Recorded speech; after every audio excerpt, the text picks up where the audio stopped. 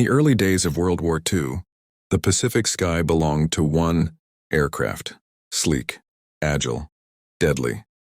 The Japanese Mitsubishi A6M Zero dominated the air with terrifying ease. Allied pilots feared it, respected it, and often died fighting it. Newspapers called it unbeatable.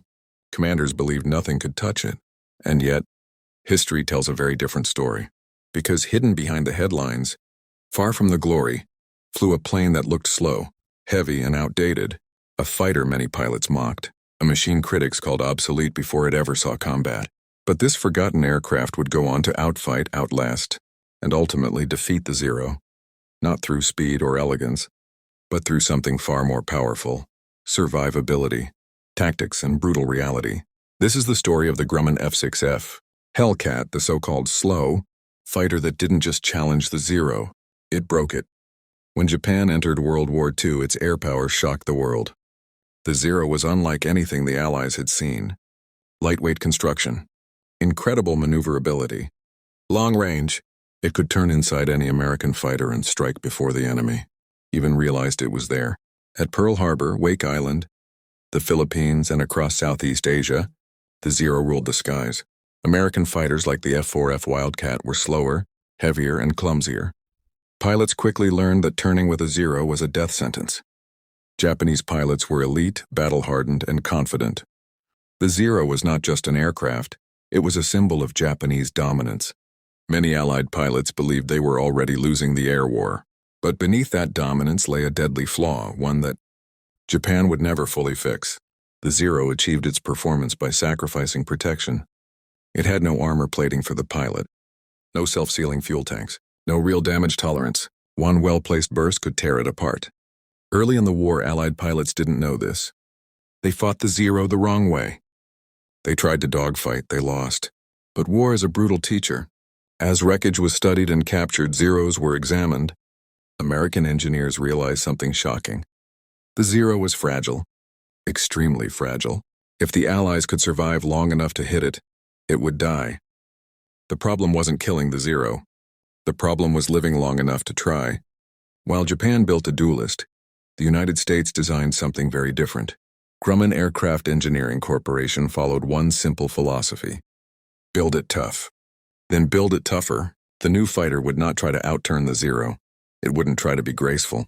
Instead, it would be fast, armored, heavily armed, and nearly indestructible.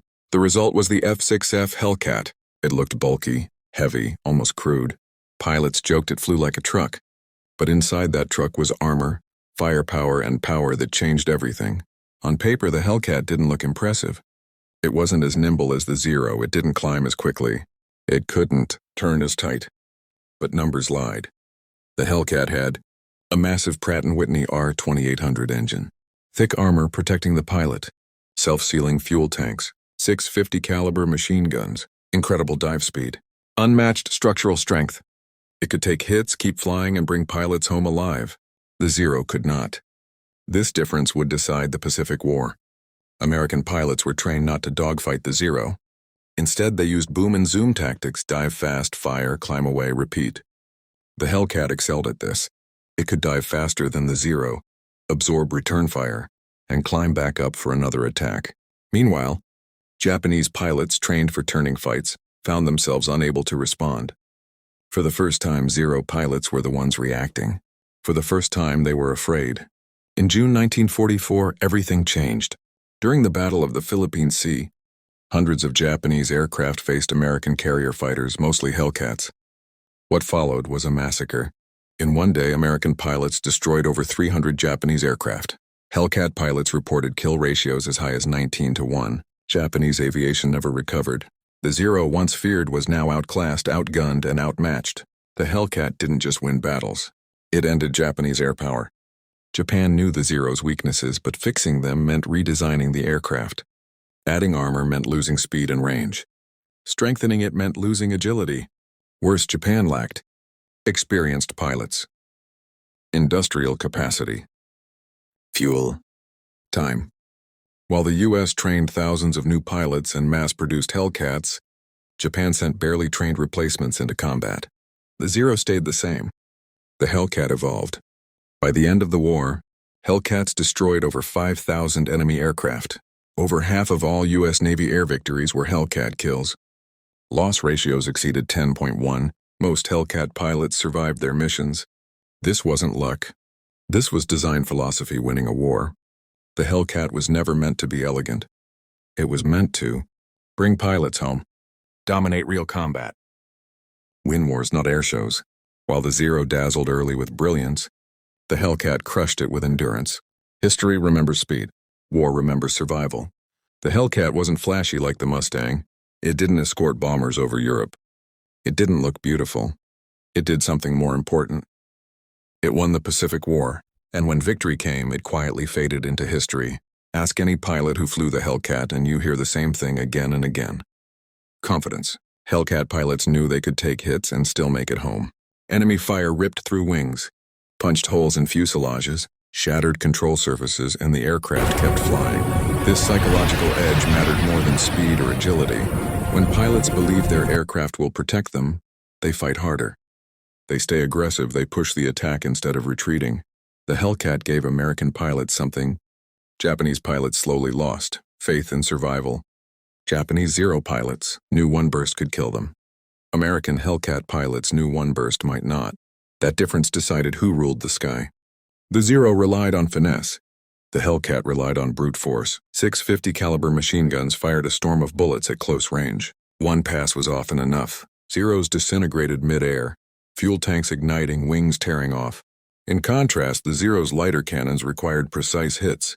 Against armored Hellcats, those hits were harder to achieve. Combat became unfair. One plane could afford mistakes.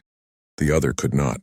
By 1943, America had mastered something Japan never could: pilot rotation and training pipelines. Experienced Hellcat pilots trained rookies. Combat lessons spread fast. New pilots learned what worked and what killed. Japan, however, lost its elite pilots early. Replacements were rushed, undertrained, and sent into impossible battles. They faced Hellcats flown by veterans who had survived dozens of engagements. The Zero didn't become worse. Its pilots did. And no aircraft can win a war alone. As radar-guided interceptions improved, Hellcats began hunting at dawn, dusk, and even night. Zeros designed for daylight duels were helpless. Hellcats attacked from altitude, from the sun, from clouds. Japanese pilots often never saw the enemy. The sky became a killing field. The Zero had once been the hunter. Now it was prey. As radar-guided interceptions improved, Hellcats began hunting at dawn, dusk, and even night. Zeros designed for daylight duels were helpless. Hellcats attacked from altitude, from the sun, from clouds. Japanese pilots often never saw the enemy. The sky became a killing field. The Zero had once been the hunter.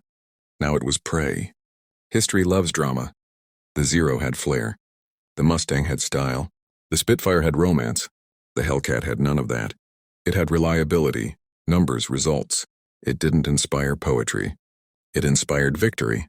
That's why it's forgotten by the public and revered by historians. The Zero wasn't defeated by a faster turn or sharper climb. It was defeated by better industry, better training, better tactics, better survival design. The Hellcat didn't beat the Zero in theory. It beat it in reality. After 1945, jet aircraft arrived. Prop fighters faded. The Hellcat quietly retired. No parades, no legends, no myths, just statistics, cold, undeniable proof of dominance. And sometimes that's the loudest victory of all. The Pacific Air War was not just a clash of pilots. It was a clash of philosophies. Japan believed in the perfect warrior and the perfect machine. The Zero was built around the idea that elite pilots would always outfly their enemies. Skill mattered more than protection. Spirit mattered more than steel. America believed something else entirely. America believed that machines should protect humans, not the other way around. The Hellcat reflected that belief.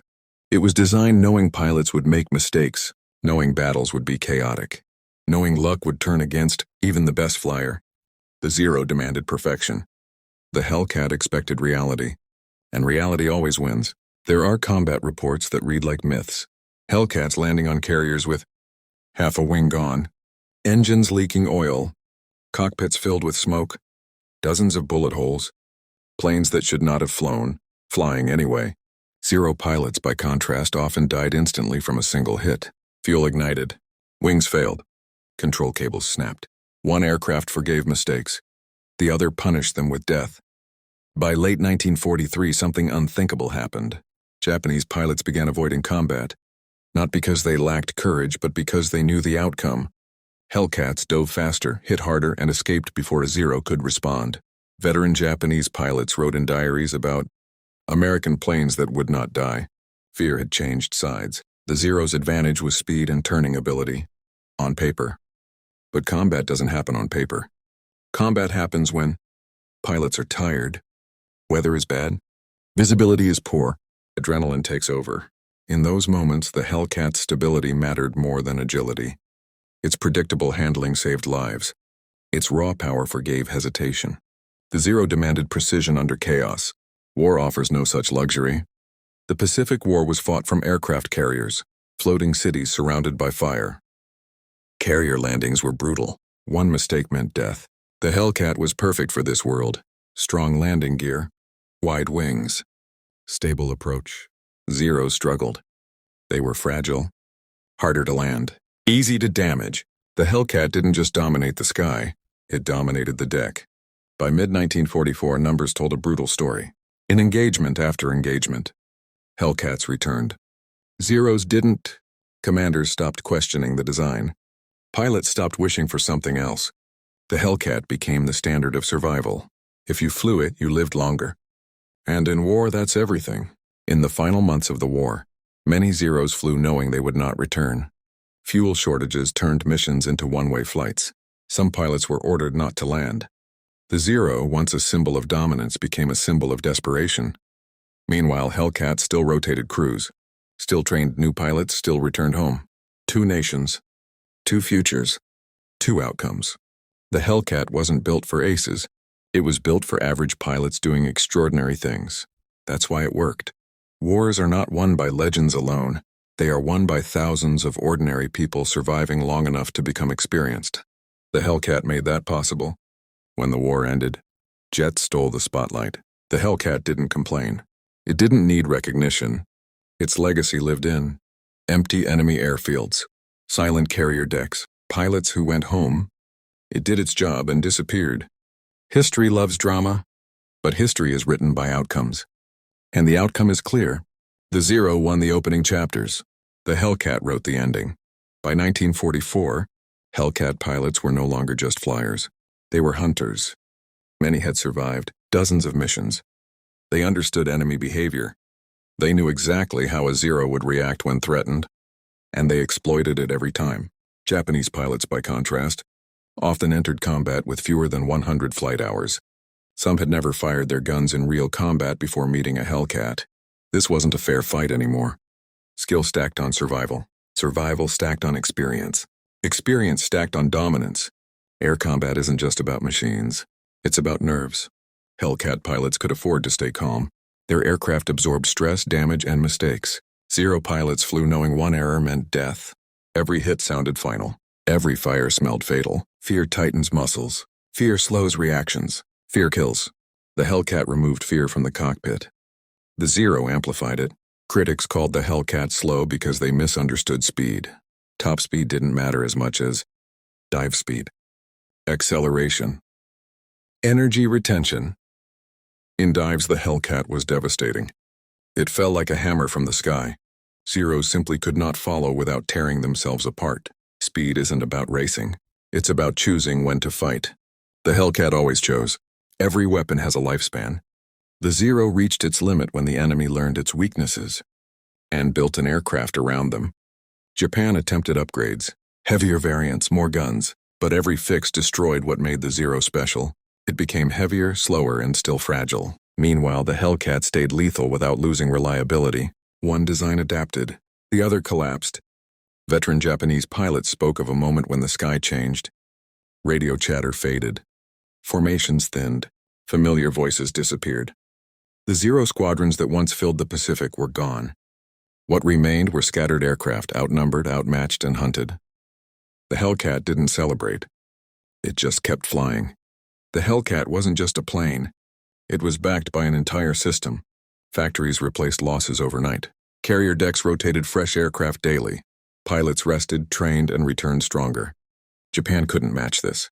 Wars are won by systems, not miracles. The Hellcat was the sharp edge of a massive machine. The Zero was built to avoid damage. The Hellcat was built to absorb it. That single difference changed everything. In real war, damage is inevitable. The aircraft that survives damage wins. The Zero tried to be untouchable. The Hellcat accepted being hit and survived. By 1945, air battles were short. Hellcats struck fast. Zeros fell quickly. Resistance collapsed. What once took courage now took inevitability. The Pacific skies belonged to one aircraft, and everyone knew it. Thousands of Hellcat pilots landed on carriers for the final time. They shut down engines, climbed out, and went home. Most Zero pilots never got that moment. Survival is the final victory. The Hellcat doesn't need myth. Its legacy is written in empty enemy runways. Overwhelming kill ratios. Pilots who lived. It didn't change war by brilliance. It changed war by ending it. When the war ended, the world moved fast. Jets arrived. New threats emerged. Old machines were pushed aside. The Hellcat, once the backbone of Pacific air power, was parked in hangars, stripped for parts or sold as surplus. It didn't protest. It had already done its job. History rarely lingers on tools once they are no longer needed. Pilots never forgot. Decades later, Hellcat veterans spoke less about kills and more about survival.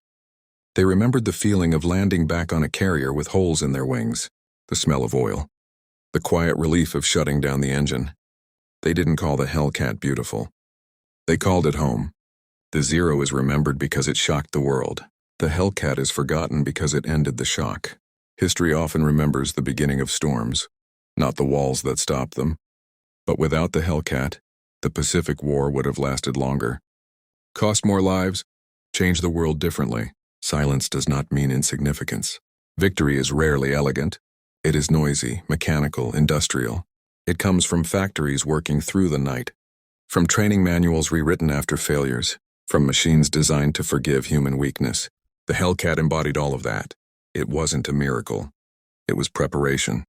Every modern fighter carries the Hellcat's lesson. Protect the pilot. Expect damage. Build for reality. That philosophy still shapes air combat today. The Hellcat didn't just win a war.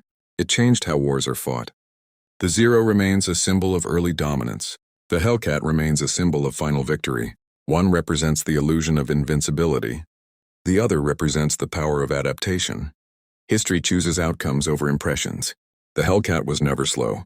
It was inevitable. It arrived when needed. It stayed until the job was done. And it left without asking for applause. There is a myth that the Zero was simply outdated by the end of the war. That isn't true. The Zero was still dangerous. In the hands of a skilled pilot, it could kill any aircraft in the sky. But war doesn't care about exceptions. The reality is harsher. The Hellcat didn't need perfect pilots. The Zero did. And in total war, perfection is impossible.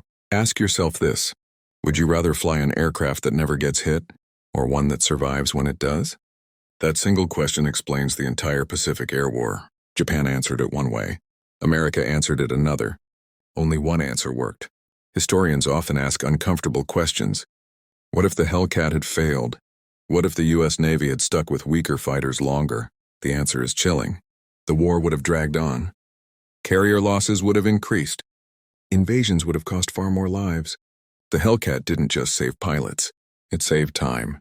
And time saves nations. This story isn't really about planes. It's about adaptation. The Zero represented confidence without flexibility. The Hellcat represented learning without ego. In any conflict, military, technological, or personal, the side that adapts survives. The side that refuses to change fades into history. Imagine the Pacific sky in 1945. No roaring dogfights, no endless formations. Just silence and control. That silence didn't come from fear. It came from dominance. To understand why the Hellcat won, you have to look beneath the skin. The Hellcat was not elegant engineering. It was deliberate engineering. Its fuselage was thicker than necessary. Its wings were stronger than required. Its landing gear looked oversized. None of that was accidental. Grumman engineers assumed pilots would land hard, bullets would hit fuel tanks, engines would be damaged mid-fight, so they built the aircraft to expect failure. The Zero was built to avoid it. At the core of the Hellcat was the Pratt & Whitney R2800 Double Wasp, one of the most powerful piston engines ever built. This engine gave the Hellcat superior acceleration, massive dive energy, the ability to climb after attack. Even when damaged, the engine often kept running. Zero engines, lighter and weaker, often failed under stress. Power meant choice, and choice meant survival. The Hellcat wrapped its pilot in steel, armor behind the seat, armor around the engine, bullet-resistant windshield. This wasn't about comfort. It was about giving pilots seconds. Seconds to react, seconds to escape, seconds to live. Zero pilots had no such gift. One hit was often the end. 650 caliber machine guns weren't subtle. They didn't wound. They destroyed. A single firing pass could tear through wings, ignite fuel, and shatter frames. Hellcat pilots didn't need perfect aim. They needed proximity. The Zero demanded precision. The Hellcat delivered violence. By late war, Hellcat pilots trained on energy fighting, team tactics, communication discipline. They didn't chase glory. They worked in pairs. One attacked, one covered. Zero pilots often fought alone. Teamwork beat heroism every time. Pilots wrote things like, took hits in left wing, controls stiff, landed safely, enemy aircraft disintegrated after short burst, returned with fuel tank leaking, aircraft repairable. These weren't headlines. These were patterns. Survive, repair, return. The Zero left no such reports. Early war air combat was personal. Late war combat became procedural. Hellcats didn't duel Zeros. They intercepted, destroyed, and disengaged. The romance of dogfighting died. Efficiency replaced it. That's how wars actually end. Japan knew the Zero's flaws, but fixing them meant betraying the aircraft's identity. Armor ruined agility. Heavier guns ruined range. Stronger frames ruined climb. The Zero couldn't evolve without becoming something else. The Hellcat had room to grow. Flexibility beats purity. People ask, was the Zero a bad plane? No. It was brilliant for a moment. But brilliance without adaptability is temporary. The Hellcat wasn't brilliant. It was sustainable. History rewards sustainability. The Zero burned bright and burned out. The Hellcat burned steady until nothing stood against it. That is the difference between a legend and a victor. One is remembered. The other decides the future. There was no single announcement. No dramatic declaration. Victory arrived quietly. Commanders began noticing something strange in reports. Enemy aircraft were no longer challenging American patrols. Intercepts became easier. Resistance became thinner. Engagements became shorter. The Hellcat didn't announce dominance. It normalized it. When air superiority becomes routine, the war is already over. Before the Hellcat, carriers had to protect themselves. After the Hellcat, carriers became weapons.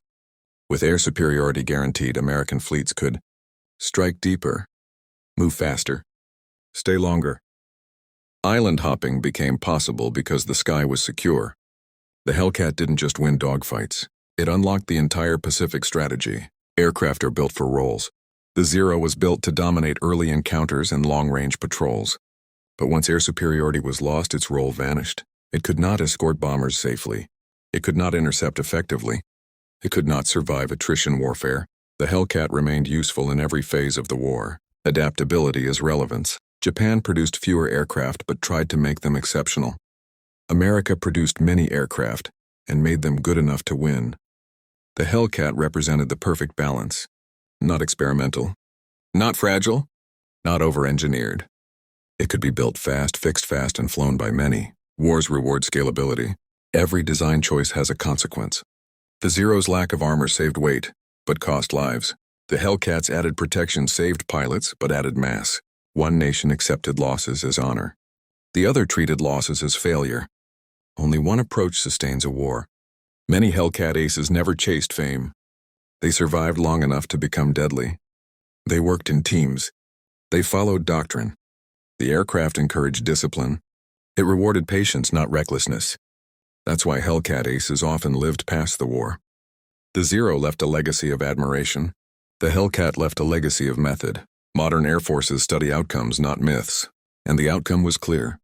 Control of the sky belongs to the aircraft that survives contact with reality. Speed wins moments. Agility wins duels. Survivability wins wars.